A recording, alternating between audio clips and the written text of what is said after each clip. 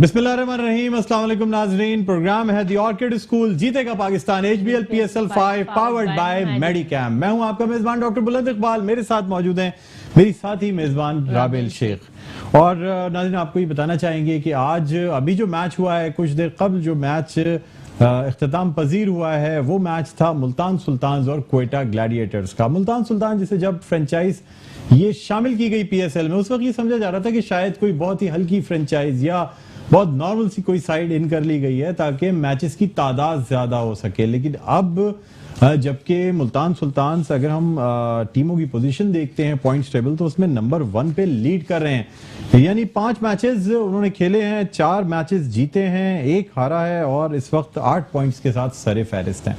ये points table भी आपको दिखाएंगे और ये भी जानने की कोशिश करेंगे कि आखिर क्या वजह हुई कि क्वेटा ग्लैडिएटर्स वो टीम जो पिछले PSLs में अनबीटन रहा करती थी, ये और बात है कि उन्होंने चौथा PSL जीता, लेकिन इससे पहले 3 PSLs में भी फाइनल या फाइनल से करीब तरीन रहे हैं। यानी फेवरेट टीम रहा करती थी क्वेटा ग्लैडिएटर्स।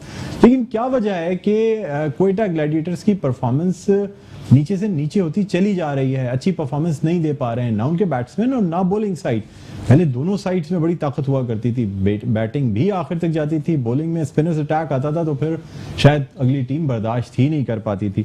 राबिल, आप क्या कहती हैं, कैसा लगा आपको आज का मैच? मैच अच्छा था, लेकिन कोयटा वालों का हमेशा से यही मसला है कि वो शुरू में इतना अच्छा खेलते हैं और एंड में आके सबको डिसअपॉइंट कर देते हैं। कोयटा वालों का ये मसला है। मुल्तान की अच्छी परफॉर्मेंस नहीं, कोयटा का मसला रहा। मुल्तान की तो बहुत अच्छी परफॉर्मेंस थी और हालांकि शायद अफरीदी लाला नहीं थे, लेकिन फिर भी अगर वो होते तो फिर तो पता नहीं क्या हो जाता।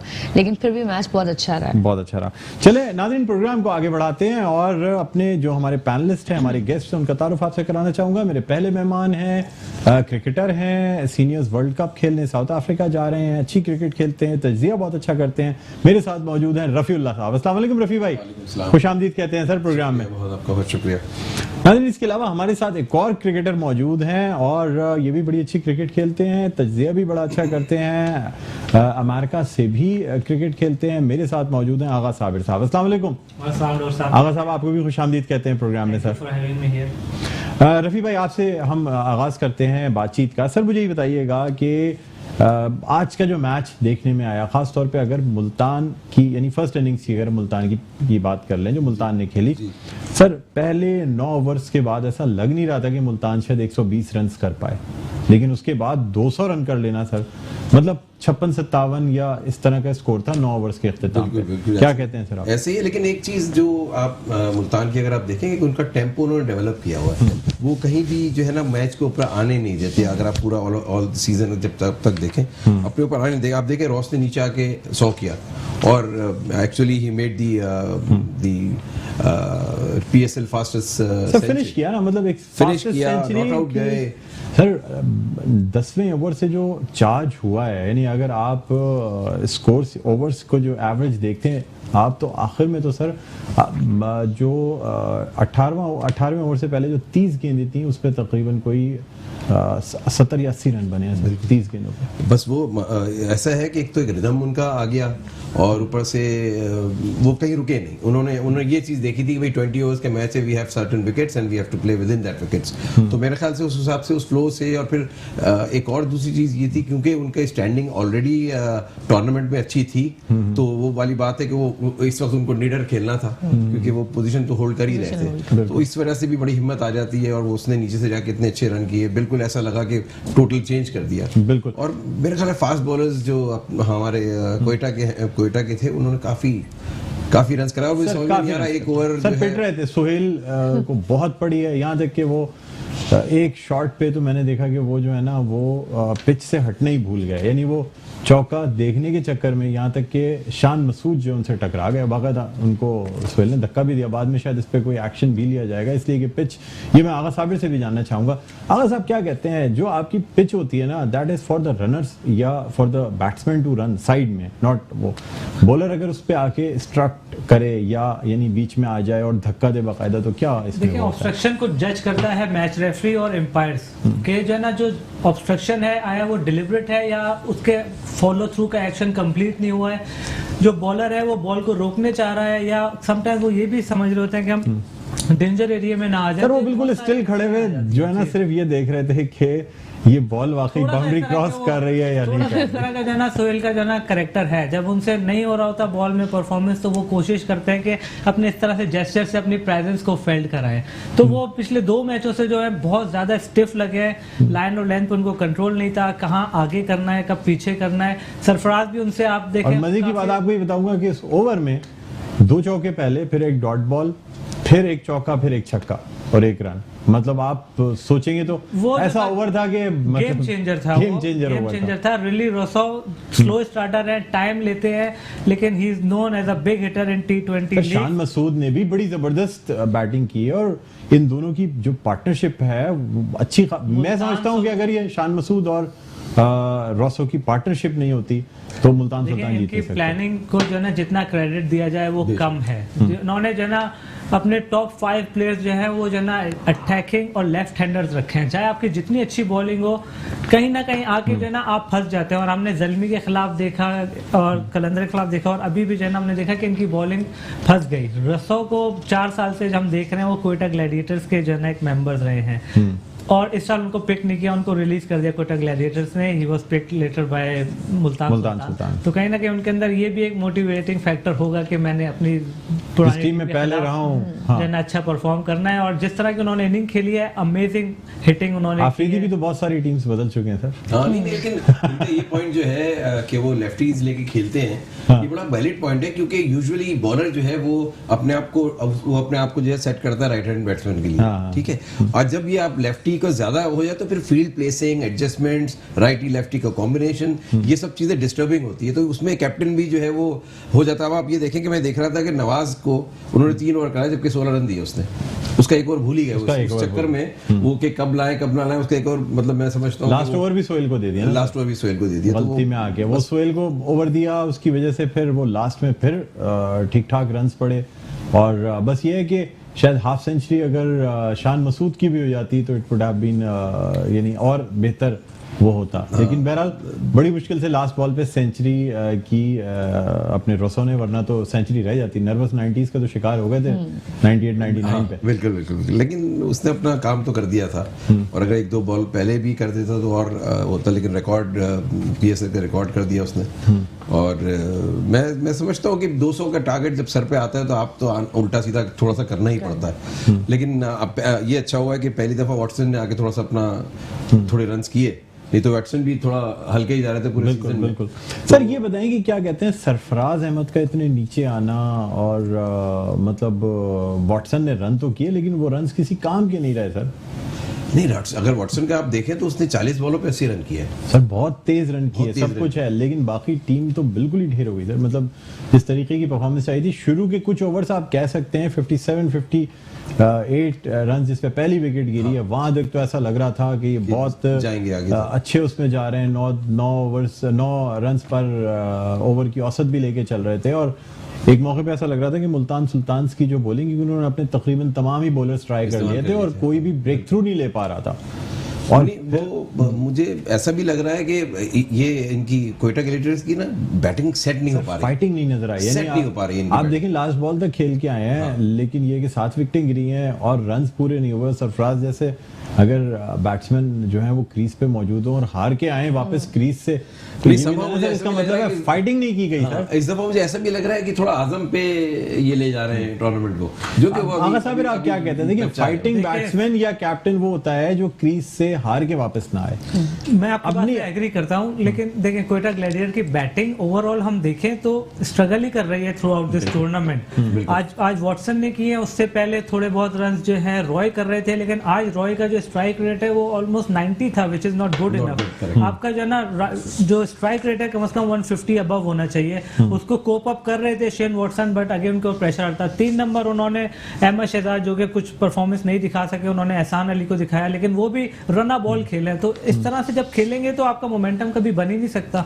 तो शेन वॉटसन पे भी प्रेशर आना था। उसके बाद फिर जब आपको 7-8 ओवर के अंदर 100 रन चाहिए तो सरफराज जरूर आ सकते थे ऊपर, लेकिन उस वक्त बेटर यही था कि जो लास्ट मैच के जो मैन ऑफ द मैच थे आपके बेन कटिंग, वो पावर हिटर है, उनको भेजना, या अनवर अली के अंदर एबिलिटी है कि वो पहली बॉल से आके छक्का मार सकते हैं, और जो उन्होंने किया पहली बॉल पे सोहेल शमी को किया। तो इस वजह से जहां थोड़ा सा मैच को चलाने की बात होती है, मनूवरिंग होती है, रन रेट को कैलकुलेट करके चलना होता है, वहां सरफराज पिछले मैचों में ऊपर आए भी, उन्होंने परफॉर्म भी किया, बट अनफॉर्चुनेटली कुछ चीजें उनके अगेंस्ट चली गई जिसमें जो ना वो मैच हार गए। और फिर मैं ये कहूंगा कि 43 बॉल्स के अंदर फास्टेस्ट सेंचुरी जब को करता है तो बहुत ही सेल्डमली ऐसा होता है कि you and up on a losing side. ऐसे इनिंग्स आपको पूरे टूर्नामेंट में शायद 1 से 2 ही देखने को मिलेंगी और it has to be for winning cause. बिल्कुल, आप ये भी देखें ना कि रफी भाई, ये टॉस जीत के पहले बैटिंग करना, जबकि एक रिवाज चला हुआ है कि जी चेस कर रहे हैं आजकल, जो हम मुल्तान में देखते रहे या उससे पहले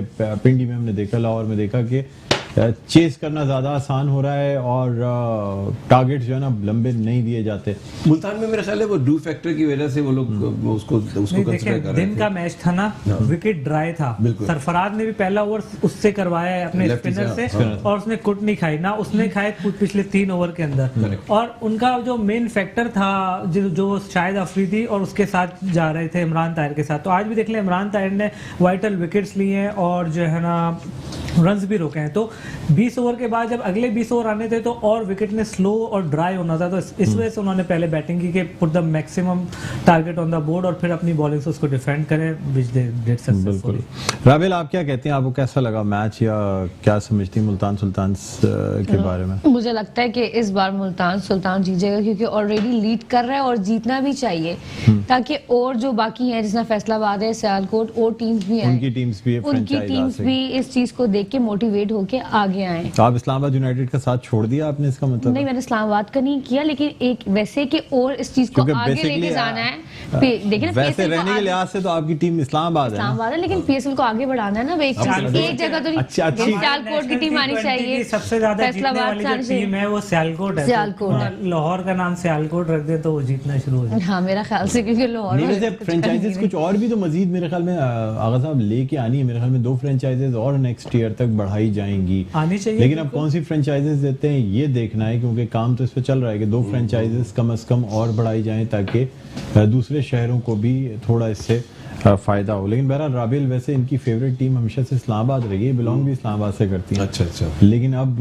मुल्तान सुल्तान से जज्बाती ताल्लुक है इनका, इस्लामाबाद से थोड़ा सा जज्बाती ताल्लुक है, कराची वालों में ताल्लुक होता है ना तो उस तरह से। लेकिन अब शायद मुल्तान सुल्तान की अच्छी परफॉर्मेंस देखते हुए, और फिर लाला का मसला अलग है, मतलब कंफ्यूज चल रही है। हाँ, ये लाला की वजह से कहती हैं कि मैं कंफ्यूज नहीं, मैं चाहती हूँ पीएसएल को आगे बढ़ाया जाए, ठीक है, टीम की सिलेक्शन में देखें ना, मुल्तान जीतेगा तो फिर वो देखेंगे अच्छा और टीम्स भी आएंगी, क्योंकि हम हमेशा देखते हैं ये बड़ा सिटी है तो इसकी जीतना चाहिए, उसको हम ज्यादा क्या कहते हैं सपोर्ट करते हैं, तो इस वजह से इसको आगे बढ़ाना चाहिए। तो इस वक्त बड़ी कॉम्बिनेशन में चल रहा है। एक्चुअली कॉम्बिनेशन वो जो बात है कि जरूरी नहीं है कि आप बड़े नाम खिलाएं, अगर टीम कंबाइंड हो जाए तो टीम कॉम्बिनेशन अच्छी और टीम वर्क हो तो फिर काफी सारी चीजें। बिल्कुल रफी भाई, आपसे ही बात करेंगे, आगा साहब आपसे भी इस पे मजीद गुफ्तगू रहेगी और राबिल के व्यूज भी जानेंगे, खासतौर पे मुल्तान सुल्तान और इस्लामाबाद यूनाइटेड के हवाले से। नाज़रीन, यहाँ एक छोटा सा वक्फा, अजान ब्रेक है, अजान ब्रेक के बाद दोबारा भी खिदमत में हाजिर होते हैं, कहीं ना जाइएगा, देखते रहिए द ऑर्किड स्कूल जीतेगा Pakistan HBL PSL 5 powered by Medicam. जी व्यूअर्स, वेलकम बैक। एक दफा फिर आपको खुशामदीद कहते हैं।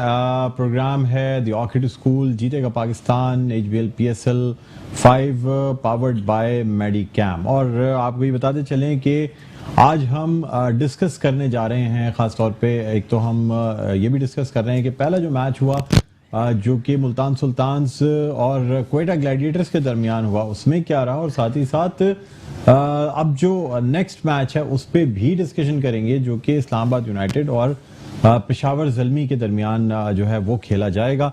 जी राबिल, क्या कहती हैं आप, नेक्स्ट मैच जो अब खेला जाएगा कुछ देर में पिंडी में, इस्लामाबाद यूनाइटेड और पेशावर ज़ल्मी के दरमियान? तो जो टॉस जीतेगा डेफिनेटली वही फिर आगे मैच जीतेगा, क्योंकि यही एक सिनेरियो चल रहा है और फिर क्या कहते हैं ड्यू फैक्टर भी है, तो अब तो सारी जो चीज़ है वो सिर्फ टॉस पे रिलाई करती है। तो हमारे एक्सपर्ट से कुछ पूछना चाहेंगे? हाँ, मैं इनसे ही पूछूंगी कि कल का एक मैच हुआ, अनफॉर्चुनेटली लाहौर हार गया।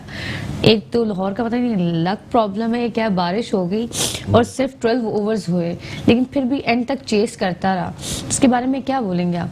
ये अनफॉर्चुनेटली का वर्ड आई थिंक थोड़ा सा ग्रे है, क्योंकि बेचारे लाहौर के साथ जो चक्कर चल रही फॉर्चुनेटली वाला Fortunately.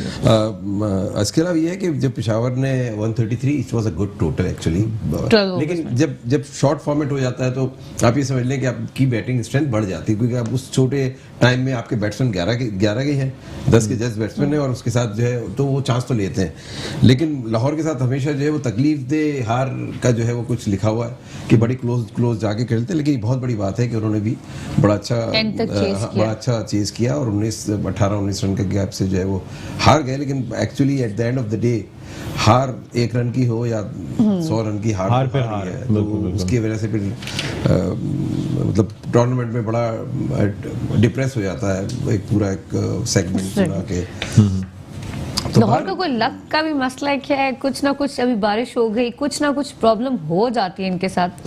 नहीं, ये तो अब वही वाली बात है कि जब एक इंसान भंवर में आ जाता है तो वो कहीं ना कहीं जाता है। जैसे कराची किंग की अगर आप देखें तो कराची किंग की बड़ी अच्छी बैलेंस सी टीम लगती है, लेकिन समहाउ कुछ ना कुछ हो जाता है, कुछ ना कुछ गड़बड़ कहीं ना कहीं हो ही जाती है। ये कुछ ना कुछ जो है ना ये टीमों को फंसवा देता है। जैसे अब लाहौर है, लाहौर का मैं वाकई इस दफा मैं एक्सपेक्ट कर रहा था लाहौर को, because Lahore was a decent team, और लेकिन एनीवेज ये तो रफीक भाई, साजिद खान साहब, आगा साहब के साथ साजिद खान हमारे साथ लाइन पर हैं अमेरिका से, हम इनको लाइन पर ले रहे हैं और देखते हैं कि ये क्या कहते हैं खास तौर पे आज के मैच के बारे में। अस्सलाम वालेकुम साजिद भाई, खुशामदीद कहते हैं प्रोग्राम में। वालेकुम अस्सलाम डॉक्टर साहब, बहुत बहुत शुक्रिया और आपके तमाम मेहमानों को बहुत बहुत सलाम जी। अच्छा, मुझे ये बताइएगा कि आज खास तौर पे जो मैच हुआ मुल्तान सुल्तान्स और क्वेटा ग्लैडिएटर के दरमियान, और आप तो खास तौर पे क्वेटा ग्लैडिएटर्स की टीम की बहुत ज्यादा सपोर्ट करते हैं, सर क्या कहेंगे सरफराज के इतने लास्ट में आना? टीम शेन वॉटसन ने 80 रन स्कोर भी किए, लेकिन कोई फायदा नहीं हुआ, आखिर में हारना ही पड़ा क्वेटा ग्लैडिएटर्स को। देखिए, बहुत इम्पोर्टेंट डॉक्टर बुलंद इकबाल साहब आपने सवाल किया। पाकिस्तान के साबिक कप्तान सरफराज अहमद की कारकर्दगी और शान मसूद की कारकर्दगी दोनों आपके सामने मौजूद है, और दोनों जो फॉरन प्लेयर खेल रहे थे, अगर देखा जाए मुल्तान सुल्तान की शानदार सेंचुरी बनाई है और बॉल बैट पे इस तरह आ रहा हो, बॉलर बेबस हो जाते हैं, और ये यकीनी तौर पर बॉलर बॉल ही नहीं कर पाता जब बॉल बैट पे इस तरह आ रहा होता, पिच इतनी आउटस्टैंडिंग होती है, छक्कों की बारिश हो जाती है, तो मैं समझता हूँ तो मुल्तान सुल्तान को क्रेडिट देना पड़ेगा। उन्होंने आउटस्टैंडिंग क्रिकेट खेली, उसकी जितनी भी तारीफ की जाए। शान मसूद की कप्तानी की तारीफ करना इसलिए जरूरी होता है, इतनी नौजवान टैलेंटेड और इतनी अच्छी कप्तानी की इमरान ताहिर का जिक्र करना, सोहेल तनवीर का जो गेम में आना, बिलावल भट्टी को अगर मैच खिलाते हैं और आउट कर देता है, पहले ओवर में आउट करता है और आखिरी ओवर में सर सरफराज के बारे में क्या कहेंगे साजिद भाई? सरफराज की आप तो बड़ी तारीफ करते हैं हमेशा, अब क्या कहेंगे सर? इतने देखें, सरफराज की कारकर्दगी और जिस तरह आपने भी बात की इतने नीचे आना, और सरफराज की कप्तानी पे भी आज जिस तरह उस तरह फ्रंट से लीड नहीं करी, बेबस था। और यहाँ पर सरफराज की कप्तानी को अगर बात की जाए, जब बॉल बैट पे आया तो ये चीज है। और आपने भी बड़ी इंपॉर्टेंट बात की, सरफराज का नीचे आना, और जब आपको जरूरत होती है फ्रंट से लीड करने की, वही एक अच्छा कप्तान होता है जो मैच को मुंह से निकाल के ले जाए। इतना मुश्किल नहीं था, और सरफराज की एबिलिटी इतनी थी, फ्रंट से आके खेल सकता था, अनवर अली से ऊपर आके बैटिंग कर सकता था, मगर ये चीज वाज़े तौर पर आपको देखना पड़ेगा। मुल्तान सुल्तान की ऑन रिकॉर्ड मौजूद है, मैंने पहले ही पेशिंग कर दी थी, आउटस्टैंडिंग कारकर्दगी दिखाई। अगर मुश्ताक अहमद का जिक्र ना करें, तलावर का जिक्र ना करें, ये वो चीज है। और आज के प्रोग्राम में एक चीज और बता दे चलूं, किसी भी टीम के पास आज की मॉडर्न क्रिकेट में एनालिस्ट का बड़ा रोल है, और 3 मुल्तान सुल्तान के पास एनालिस्ट मौजूद हैं जो मॉडर्न क्रिकेट में बड़ा अच्छा काम कर रहे हैं, और अली तरीन को क्रेडिट देना पड़ेगा, उसने बड़ी अच्छी टीम को सेट किया हुआ है। हालांकि शाहिद आफरीदी इस मैच में नहीं खेल रहे थे, मगर यहाँ पर कोचिंग स्टाफ के साथ साथ उनके जो मौजूदा कप्तान है शान मसूद के साथ साथ तमाम खिलाड़ी को बड़ा अहम रोल है। मोइन अली ने जिस तरह का कैच पकड़ा, जिस तरह की अगर आप बात करते हैं, ये टीम एफर्ट होती है। और सुल्तान की इस बात के, सुल्तान ने आउटस्टैंडिंग क्रिकेट खेली, शुदाबाद से नहीं भाग के गई है मुल्तान में, जैम पैक क्राउड था। तो ये चीज क्रिकेट की खूबसूरती, क्रिकेट जीती है। यहाँ पर जरूर सरफराज को सोचना पड़ेगा, आगे जाके फ्रंट से बैटिंग करनी पड़ेगी अगर टीम में कमबैक करना है तो। ठीक है, बहुत शुक्रिया साजिद खान साहब। प्रोग्राम का वक्त मुख्तसर है, इसलिए आपसे इजाजत चाहेंगे, आपने हमें जो है ना ज्वाइन किया, थैंक यू।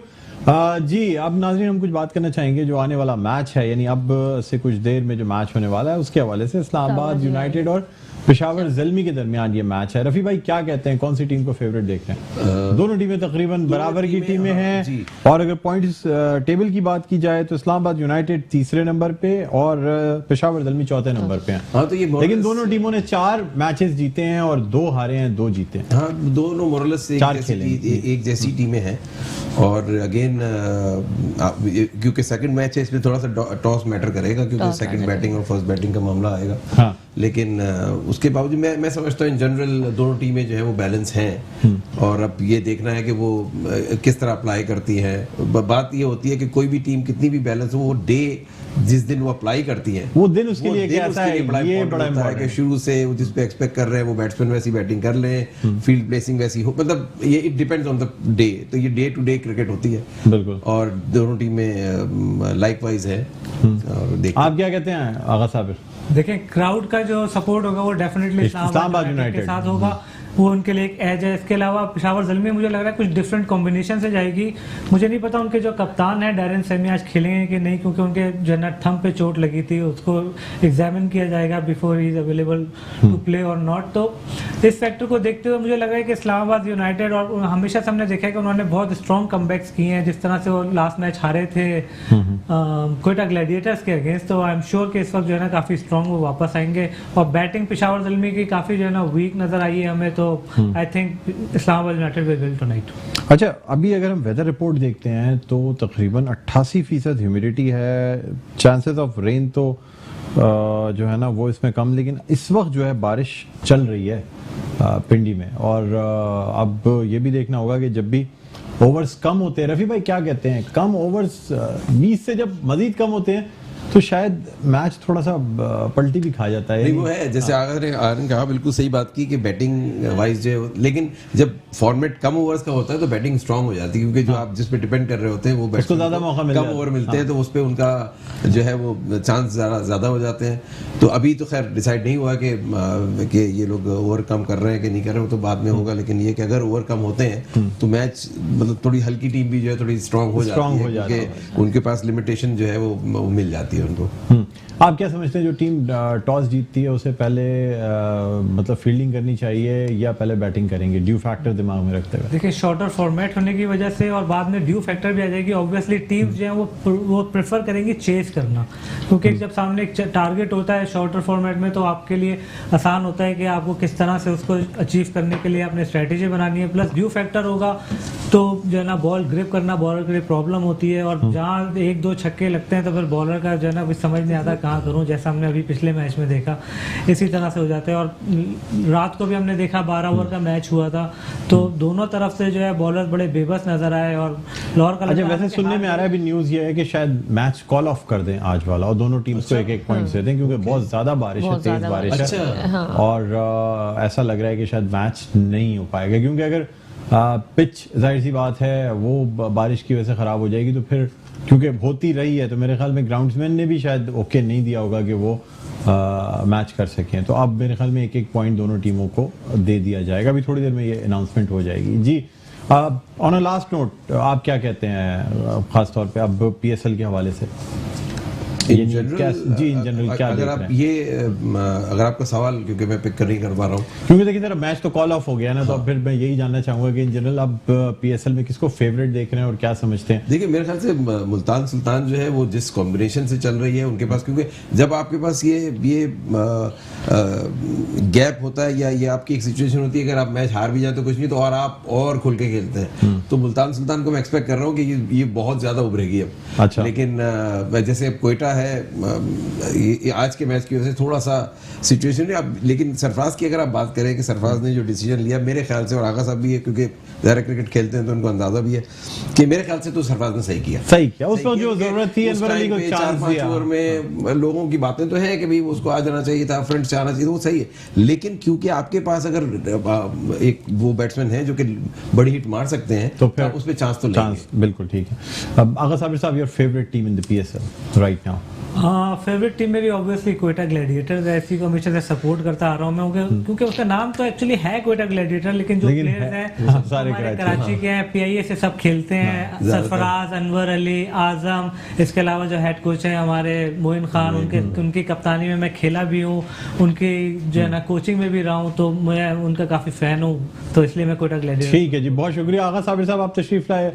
रफ़ी भाई आपका बहुत बहुत शुक्रिया, और नाज़रीन उम्मीद करते हैं आपको आज का प्रोग्राम पसंद आया होगा। मुझे डॉक्टर बुलंद इकबाल को और राबेल शेख जी को, मेरी साथी कॉम्पेयर को इजाज़त दीजिए। अपना बहुत ख्याल रखिएगा।